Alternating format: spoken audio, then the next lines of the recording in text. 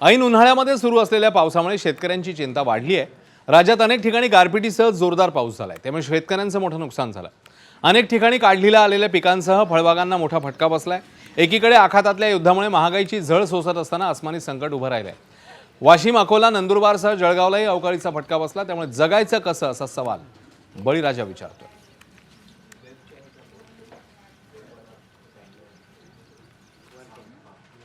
तर राज्यामध्ये अवकाळी पावसाचा मोठा फटका बसलाय। 29 जिल्ह्यातल्या शेतकऱ्यांचं अवकाळीने नुकसान केलंय। राज्यातल्या 5,12,000 एकरवरील शेतीचं नुकसान झालंय, अशी माहिती कृषी मंत्री भरणेंनी दिली। दरम्यान नुकसानग्रस्त भागाचे पंचनामे करण्याचं काम सुरू आहे आणि लवकरात लवकर मदत देण्यासाठी प्रयत्न सुरू आहेत, असंही कृषी मंत्र्यांनी म्हटलंय।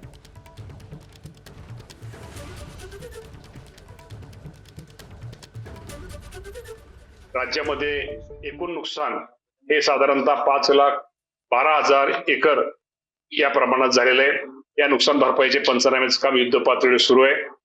हा सगळा अहवाल प्राप्त होताच राज्य सरकारच्या वतीनं माझ्या शेतकरी बांधवांना लवकरात लवकर या माध्यमातून मदत केली जाईल। कोण कुठं काळाबाजार करत असतील किंवा त्यांनी काही ठिकाणी काळाबाजार हे जरा उघड झाले, या बाबतीमध्ये चौकशी समिती आम्ही नेमलेल्या आहेत आणि या बाबतीमध्ये जे कोणी अशा चुकीच्या गोष्टी केलेल्या आहेत, चुकीच्या ज्या दराने विक्री केली, त्यांच्यावरती कडकात कडक कारवाई केली जाईल।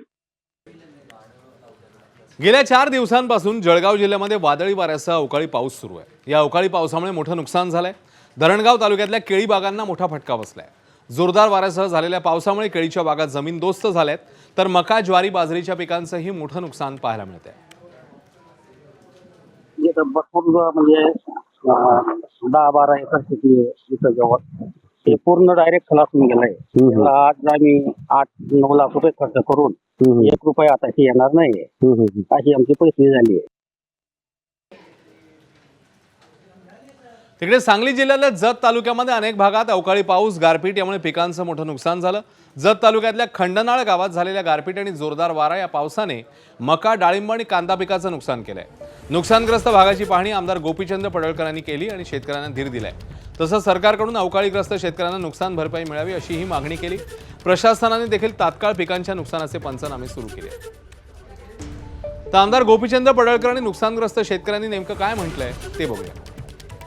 शेतकऱ्यांना मी इतकंच सांगतो की आम्ही पंचनामे करून ज्यांचं नुकसान झालंय त्यांचा सर्व अहवाल माननीय प्रांतसाहेब सरकारकडे पाठवतील। आम्ही तिथं पाठपुरावा करून आम्ही लोकांना चांगल्या पद्धतीने मदत कशी मिळेल असा आम्ही प्रयत्न करणार। माझं स्वतःचं कांद्याचा बाग, कांदा बियाणे प्लॉट म्हणजे 80 गुंठा म्हणजे 2 एकर प्लॉट आहे।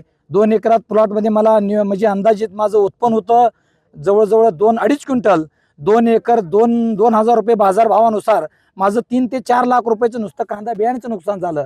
विथ रोपाचं असं मिळून माझं स्वतःचं 5 लाख रुपये नुकसान आहे। एबीपी माझा, उघडा डोळे बघा नीट।